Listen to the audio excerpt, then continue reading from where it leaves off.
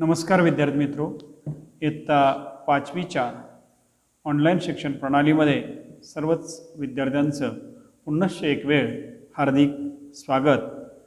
Corona कालावधीनंतर परत आणखीन एक वेळ व्हिडिओच्या माध्यमातून आपण शिक्षण घेत आहोत। इयत्ता 5वीमधील मराठी विषयाचा जो पाठ आहे, पाठ क्रमांक 23, छत्रपती राजर्षी शाहू महाराज। या पाठाचे लेखक आहेत श्रीराम पचिंद्रे। प्रथमतः आपण शाहू महाराज म्हणजे कोण यांच्याबद्दल आपण माहिती पाहूया।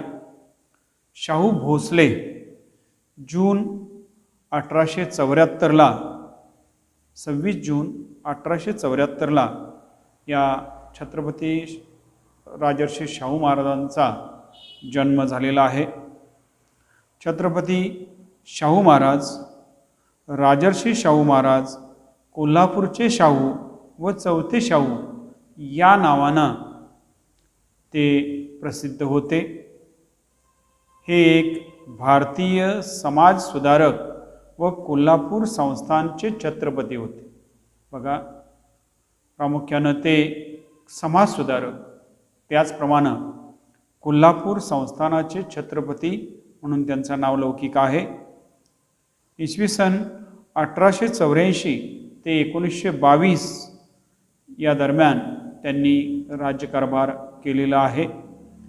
ब्रिटिश सत्तेच्या काळामध्ये सामान्य जनतेला न्याय मिळवून देण्यासाठी व बहुजन समाजाच्या सामाजिक उन्नतीसाठी या काळामध्ये शाहू महाराजांनी प्रयत्न केलेले आहेत।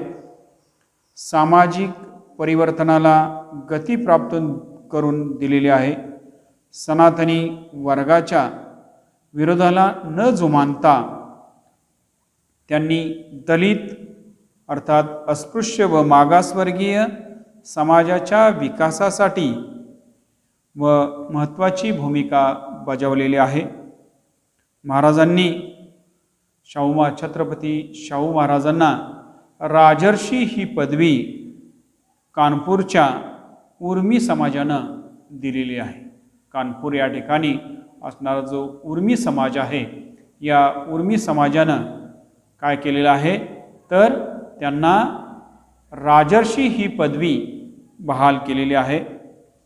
आणि महाराष्ट्राला 3 प्रमुख समाजसुधारकांचा जो वैचारिक वारसा लाभलेला आहे, त्यामध्ये आपल्या महाराष्ट्र राज्यास महात्मा ज्योतिबा फुले, छत्रपती राजर्षी शाहू महाराज व डॉक्टर बाबासाहेब आंबेडकर या थोर समाजसुधारक व वैचारिक वारसा लाभलेले असे 3 समाजसुधारक आपल्या महाराष्ट्र राज्याला लाभलेले आहेत। त्यापैकी आपण छत्रपती राजर्षी शाहू महाराज यांचा जो पाठ आपल्या 5वीच्या पाठ्यपुस्तकात आहे, त्या पाठाबद्दल आपण माहिती पाहणार आहोत। यामध्ये छत्रपती राजर्षी शाहू महाराज या पाठाचे जे लेखक आहेत ते आहेत श्रीराम पचिंद्रे। या पाठामध्ये 1896 साली महाराष्ट्रामध्ये कोरडा दुष्काळ पडलेला होता। बघा, 1896 साली जेव्हा कोरडा दुष्काळ पडलेला होता, तेव्हा कोल्हापूरच्या प्रजेचे हाल छत्रपती राजर्षी शाहू महाराजांना पाहवत नव्हते। फार रयतेची दयनीय अवस्था, वाईट करुण अशी अवस्था, पाहायला नको अशी अवस्था झालेली होती। त्यासाठी लोकांसाठी गुरांसाठी, त्या गुरांना आणि जनावरांना वाचवण्यासाठी अनेक कल्याणकारी योजना छत्रपती राजर्षी शाहू महाराजांनी राबवलेल्या आहेत। त्या ज्या काही योजना आहेत, त्या योजनांबद्दलची, त्याचबरोबर महाराजांच्या कार्याचा आढावा या छत्रपती राजर्षी शाहू महाराज या पाठामध्ये आपण पाहणार आहोत। सर्वच विद्यार्थ्यांनी आपलं जे काही क्रमिक पाठ्यपुस्तक आहे ते पाठ्यपुस्तक उघडायचं आहे. पान क्रमांक 73 वरती हा भाग पाठ आहे. पाठ क्रमांक 23 छत्रपती राजर्षी शाहू महाराज. यामध्ये सर्वांनीच पाठ्यपुस्तकामध्ये पाहायचं आहे. आपल्या स्क्रीनवरती पाठ्यपुस्तकातील काही भाग दिसत असेल. 1896चा पावसाळा कोरडाच गेला. 1896ला जो काही पावसाळा चालू झाला, म्हणजे जूनच्या महिन्यामध्ये जो काही पाऊस चालू झाला, तो पाऊस काही प्रमाणातच पडला आणि बाकीचा जून महिन्यामधून जून जुलै असे जो काही पावसाळा पडणार होता, पाऊस पडणार होता, तो कोरडाच गेला. नंतरच्या वर्षी ही उन्हाची तलखली वाढू लागली होती. तलखली अर्थात तडाखा, उन्हाचा तडाखा वाढलेला होता, ऊन कडक पडू लागलेलं होतं. त्यामुळं रयतेची अवस्था दयनीय झालेली होती, वाईट अवस्था झालेली होती. आभाळात कोरडं ढग जमायचे, आभाळात ढग जमायचे, ते कोरडेच असायचे. ढगामध्ये ढग काळे असायचे नाहीत, पाणी असणार नाही आहे, असेच कोरडे ढग जमायचे. रयतेच्या डोळ्यातील पाणी सुद्धा आटलं. रयतेच्या डोळ्यातील पाणी आटलं म्हणजे अर्थात पावसाची वाट पाहून पाहून डोळ्यातून येणारं पाणी सुद्धा आटून गेलं, अशी रयतेची दयनीय अवस्था झालेली होती. कोल्हापूरच्या सुपीक मातीला भेगा पडू लागल्या. पाऊस न पडल्यामुळे जमीन बेचिराग झालेली होती, चिरलेल्या होत्या. जमिनीच्या जे काही भाग होता तो चिरलेला होता. शेतकरी आभाळाकडे डोळे लावून बसला. शेतकऱ्यानं डोळे आभाळाकडेच लावून बसलेले होते. अर्थात याचा या ठिकाणी एक वाक्प्रचार आलेला आहे. आभाळाकडे डोळे लावून बसणे, पावसाचे आतुरतेने वाट पाहत बसलेला होता शेतकरी वर्ग जो होता त्या काळात. तो शेतकरी आभाळाकडे डोळे लावून बसलेला होता, वाट पाहत बसलेला होता. छत्रपती राजर्षी शाहू महाराजाविषयी लोक बोलायला लागले. जे काही 1896मध्ये छत्रपती राजर्षी शाहू महाराज जे झालेले होते त्यांच्याबद्दल लोक बोलू लागले. काय बोलू लागले? इतका चांगला राजा मिळाला आपल्याला, आपल्या राज्यासाठी एक चांगला राजा मिळाला आणि आता आसमानी संकट आलं, म्हणजे पाऊस पडत नाही, हे आसमानी संकट आलं, असं लोक बोलायला लागले. काय रे बाबा, आबाळाची कोराट पडली र मानवर. तर काय करायचं बाबा, कारण पाऊस तर काही पडला नाही, कोरडाच पावसाळा गेलेला आहे. त्यामुळं आबाळाची कोराट पडणे, मोठं संकट येणे. अर्थात पाऊस न पडल्यामुळं शेतात धान्य पिकणार नाही, धान्य नाही पिकलं तर खायला काही मिळणार नाही, पाऊस नाही तर प्यायला पाणीही नाही, अशी रयतेची दयनीय अवस्था झालेली होती. आणि या अवस्थेमध्ये सुद्धा शाहू महाराजांनी लोकांना धीर देण्याचं काम कशा प्रकारे केलेलं आहे हे आपण या पाठामध्ये पाहणार आहोत. सर्वत्र दुष्काळानं थैमान घातलेलं होतं.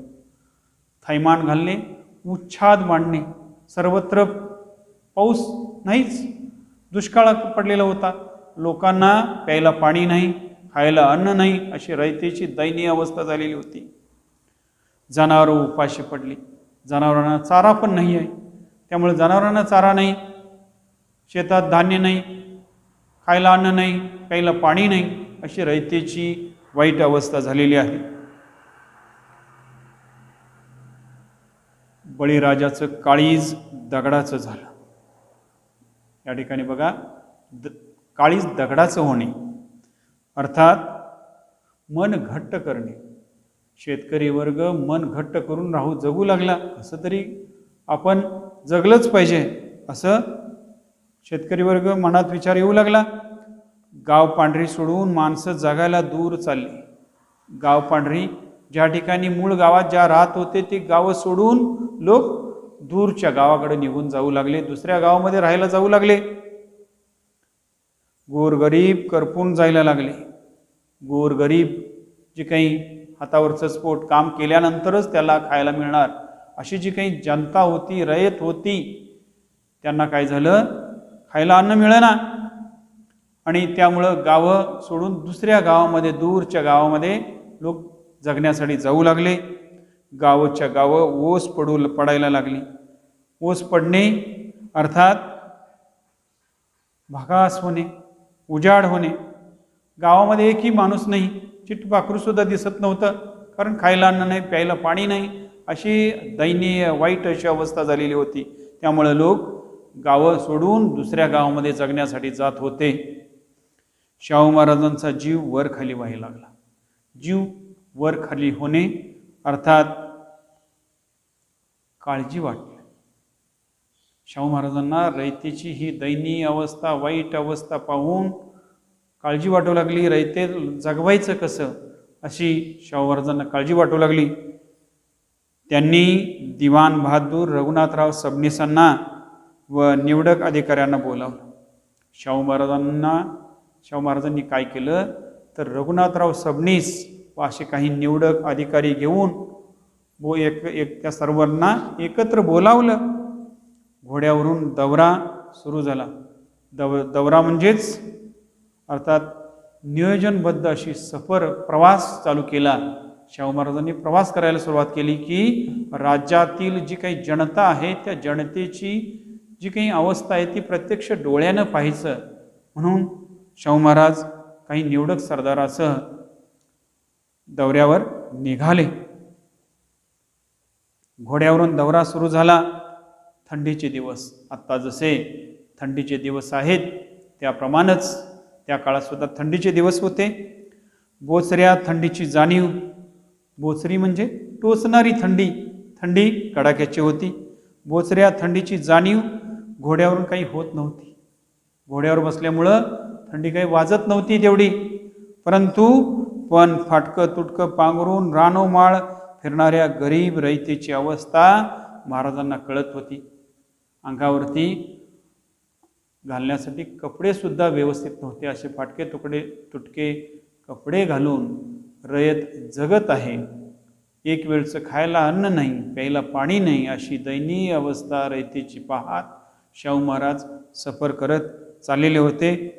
गडहिंग्लज, रायबाग, कटकोळ या भागात दुष्काळानं झोडपलेल्या रयतेला धीर देत महाराज फिरत होते. बघा, कोल्हापूर जिल्ह्यामध्ये असणारी जी काही गावं आहेत त्यामध्ये गडहिंग्लज, रायबाग आणि कटकोळ या भागात महाराजांनी दौरा सुरू केलेला होता. आणि या भागातल्या रयतेची अवस्था प्रत्यक्ष डोळ्यांनी स्वतः पायी चालत घोड्यावरून सफर करत शाहू महाराजांनी त्या रयतेची अवस्था, दयनीय अवस्था पाहिलेली होती. भर दुपारी उन्हातानाचा मारा न जुमानता, म्हणजे भर दुपारी कडाक्याचं ऊन दुपारच्या वेळेत आणि सकाळी वेळी बोचरी थंडी असणार, अशा या थंडीमध्ये आणि कडक अशा भर दुपारी उन्हाचा मारा न जुमानता महाराज स्वतः भेटायला येत असल्याचं प्रजेला अप्रूप होतं. अप्रूप असणे कौतुक वाटायचं. शाहू महाराजांच्याबद्दल कौतुक वाटायचं की कारण कडक असं ऊन असताना, थंडी असताना सुद्धा शाहू महाराज स्वतः रयतेची पाहणी करण्यासाठी, रयतेला भेटण्यासाठी, प्रजेला भेटण्यासाठी शाहू महाराज स्वतः येत आहेत. याबद्दल प्रजेला, रयतेला कौतुक वाटायचं की राजा आपल्याला भेटण्यासाठी आलेला आहे. त्यामुळं त्या सर्वच रयतेला वाटायचं की राजा किती आपल्यासाठी काम करत आहे.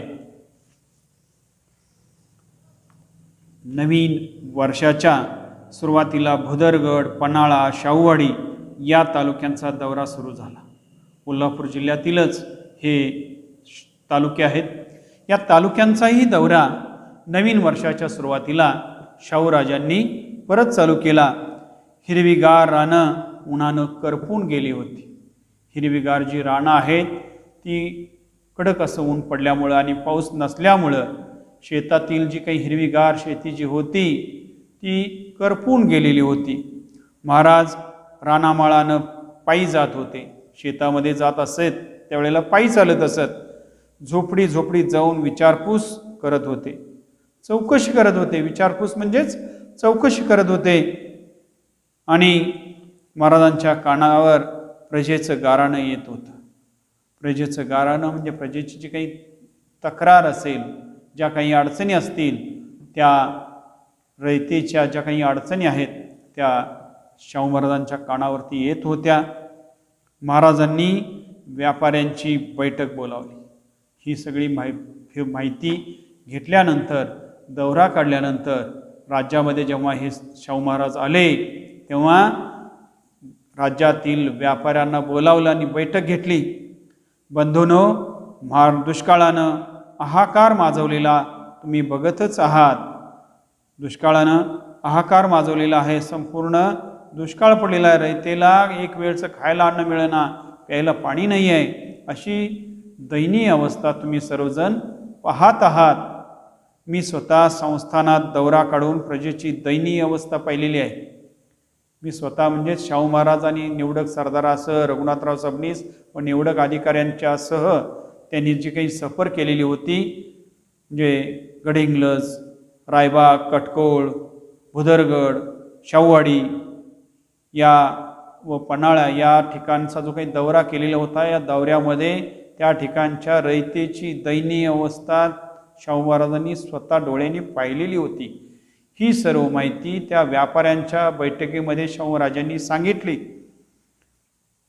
तुम्ही जशी माझी प्रजा तशीच शेतकरी आणि गोरगरीब मजूर ही माझीच प्रजा, म्हणजे व्यापारी वर्ग जसा प्रजा माझीच प्रजा आहे, तसेच शेतकरी आणि गोरगरीबसुद्धा माझीच प्रजा आहे, अशा प्रकारे समजावून व्यापाऱ्यांच्या बैठकीमध्ये अशा प्रकारची व्यापाऱ्यांची समजूत काढली. तुम्ही धान्याच्या किमती कमी केल्या तर 2 वेळेला 4 घास त्यांच्या पोटात जातील. कोणाच्या? तर गोरगरीब जनतेच्या पोटामध्ये 4 घास जातील. तुम्ही धान्याची विक्री खरेदीच्या किमतीला करा, म्हणजे धान्य जसं घेतलेलं असाल त्याच किमतीमध्ये तुम्ही धान्य विकण्याची व्यवस्था करा. तुम्ही धान्याची विक्री खरेदीच्या किमतीला करा. खरेदीच्या दरात प्रजेला धान्य मिळायला लागलं तर प्रजा तुम्हाला दुवा देईल. दुवा देणे आशीर्वाद देईल. तुमचं अभिष्ट चिंतन चांगल्या प्रकारे चिंतन करेल, म्हणजे तुम्हाला दुवा देईल, आशीर्वाद देईल. अशा प्रकारे शाहू महाराजांनी व्यापाऱ्यांना समजावलं. आणि आम्ही नुकसान होऊ देणार नाही, तुमचा तोटा आम्ही दरबारातून भरून देऊ. म्हणजे बघा, जो काही धान्य जे काही व्यापाऱ्यांनी विकत घेतलेले जे धान्य असेल ते घेतलेल्याच दरामध्ये विकायचं आहे. आणि जो तोटा होईल तो शाहूराजांनी सांगितलं की दरबारातून त्याबद्दल जो काही तोटा होतोय त्याचा जो काही तुम्हाला जो फायदा होणार होता तो फायदा तुम्हाला दरबारातून दिला जाईल, असं छत्रपती राजर्षी शाहू महाराजांनी सांगितलं. त्यामुळे धान्याच्या किमती उतरल्या. शाहूराजांनी व्यापाऱ्यांची बैठक बोलावल्यानंतर व्यापाऱ्यांनी काय केलं? धान्याच्या किमती कमी केल्या.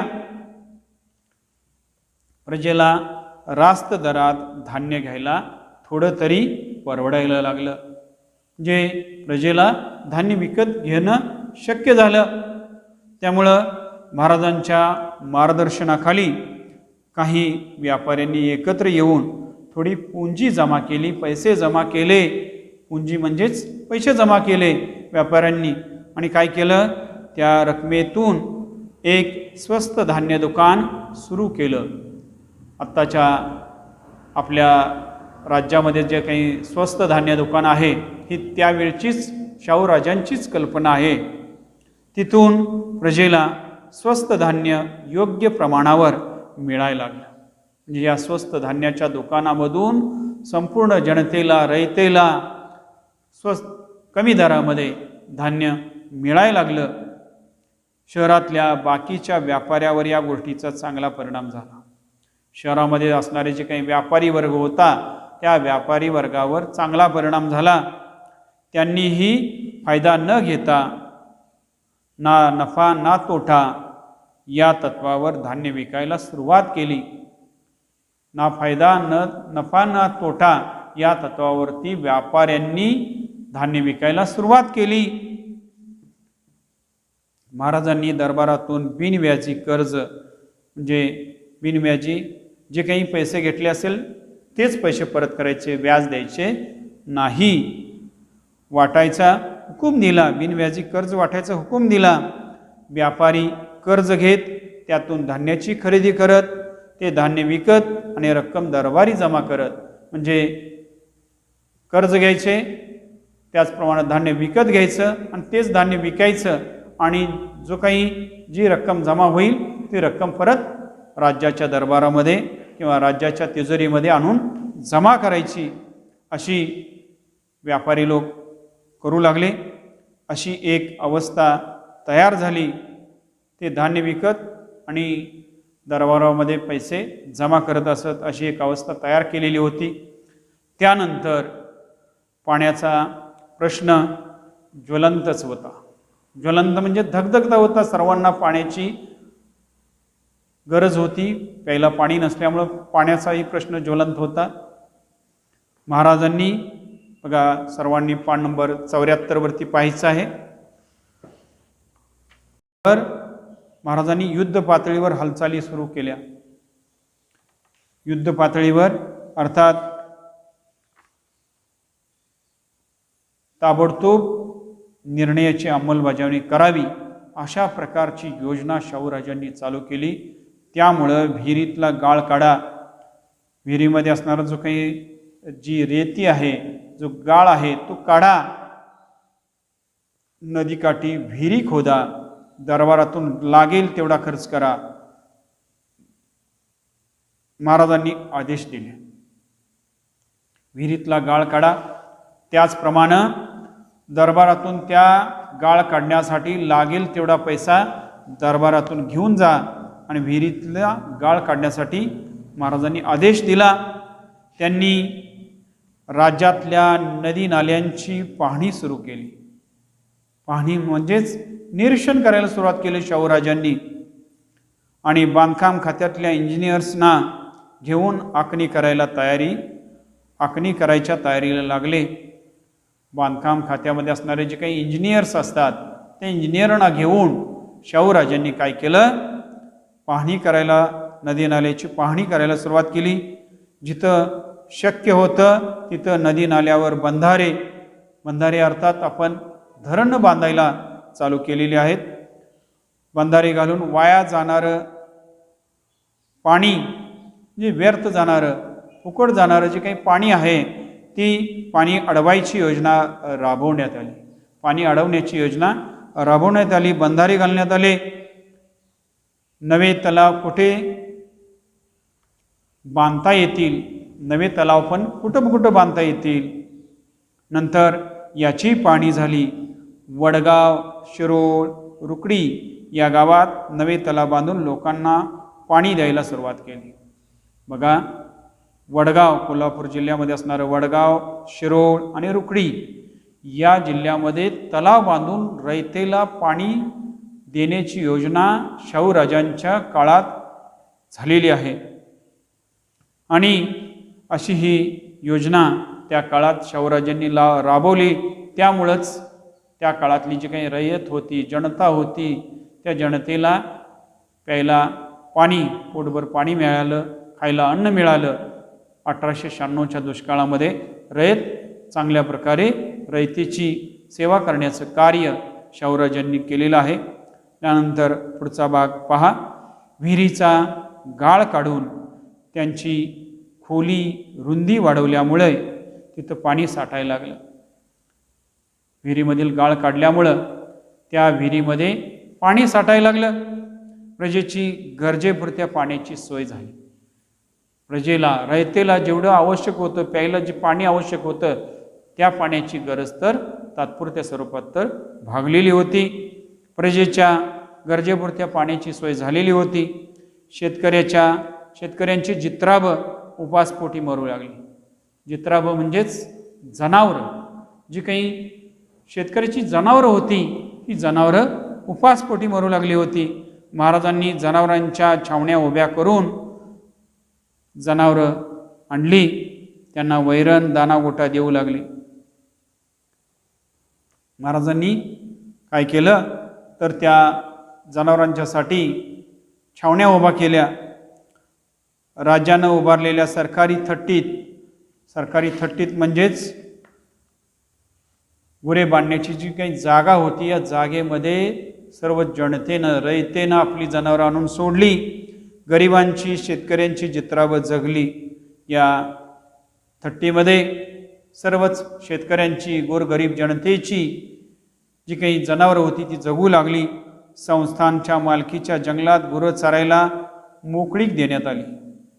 जित्रावं म्हणजे जनावरं, त्या संस्थानाचं जे काही जंगल होतं या जंगलामध्ये त्या जनावरांना चरण्यासाठी मुभा देण्यात आली, मोकळीक देण्यात आली, स्वातंत्र्य देण्यात आलं.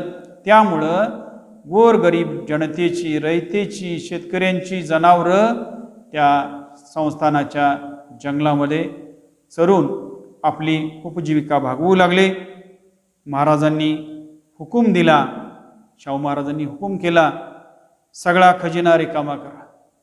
संस्थानाचा जो काही खजिना आहे, जो काही पैसे आहेत ते रिकामे करा, पण शेतकऱ्यांना जगवा, गोरगरीब शेतकऱ्यांना जगवा, रयतेला जगवा, असे कळकळीनं आदेश दिला, विनंती केली. जनावरांना जगवा, प्रजेला जगवा, रयतेला जगवा, कुणाची हेळसांड होऊ देऊ नका, कुणालाही त्रास देऊ नका. अशा प्रकारे शाहूराजांनी आदेश दिला. त्यामुळं सर्वत्र जनावरांना चारा, प्यायला पाणी, शेतकऱ्यांना अन्न, स्वस्त धान्य दुकानातून अन्न मिळू लागलं, प्यायला पाणी मिळू लागलं. कारण विहिरीमधील गाळ काढल्यामुळं विहिरीमध्ये पाणी जमा होऊ लागलं, गोळा होऊ लागलं, आणि त्यामुळं शेतकऱ्याची, गोरगरीब जनतेची पाण्याची व अन्नाची गरज भागलेली होती. त्याचप्रमाणे गोरगरीब शेतकऱ्यांची, रयतेची जनावरं सरकारी थट्टीमध्ये जगू लागली होती. महाराजांनी दरबारात सांगितलं, प्रजेला धान्य आणून दिलं, जनावरांना चारा पाणी आणून दिलं, म्हणजे तेवढ्यावर भागत नाही, पुरत नाही. भागत नाही म्हणजे फक्त जनावरांना चारा दिला, रयतेला अन्न पाणी दिलं म्हणून भागणार नाही. बाकी सगळं विकत घ्यायला त्यांच्याकडे पैसा नाही आहे. हे सर्व आपण करून दिलं, परंतु हे सर्व करण्यासाठी त्यांच्याकडे पैसा नाही आहे.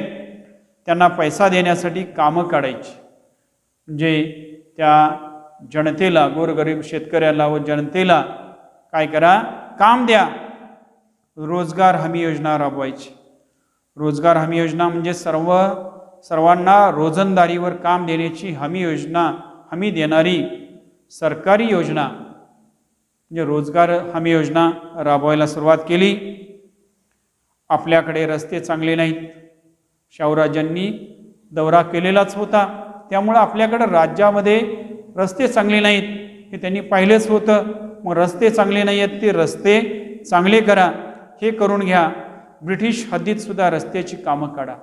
ब्रिटिश सरकारच्या हद्दीमध्ये असणारी जी काही स्वातंत्र्यपूर्व काळातील इंग्रजांचे जो काही इलाका होता, म्हणजे ब्रिटिशांची जी काही सत्ता म्हणजे ब्रिटिशांचं जे काही राज्य ज्या भागात होतं त्या ठिकाणी सुद्धा रस्ता बांधण्याचं काम, रस्त्याचं कामं काढा, असं शाहूराजांनी आदेश दिला.